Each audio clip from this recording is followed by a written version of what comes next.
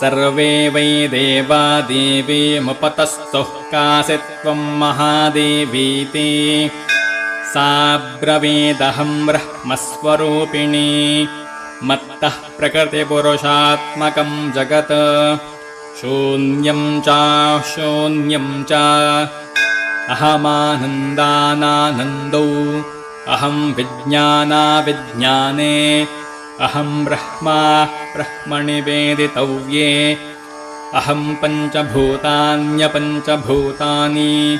अहमखिलं जगत् वेदोऽहमवेदोऽहं विद्याहमविद्याहम् अजाहमनजाहम् अधश्चोर्ध्वं च तिर्यक्चाहम् अहं रुद्रेभिर्वसुभिश्चरामि अहमादित्यैरुतविश्वदेवैः अहं मित्रावरुणावुभौ बिभर्मि अहमिन्द्राग्नी अहमश्विनावुभौ अहं सोमं त्वष्टारं पोषणं भगं दधामि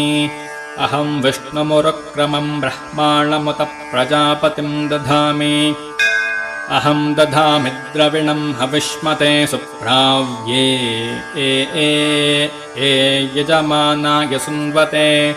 अहं राष्ट्रे सङ्गमने वसूनां चकितुषे प्रथमायज्ञियानाम् अहं सुवे पितरमस्य मूर्धन्मम योनिरप्स्वा अन्तः समुद्रे य एवं वेद स देवीं सम्पदमाप्नोति ते देवा अब्रुवन् नमो देव्यै महादेव्यै शिवायै सततं नमः नमः प्रकृत्यै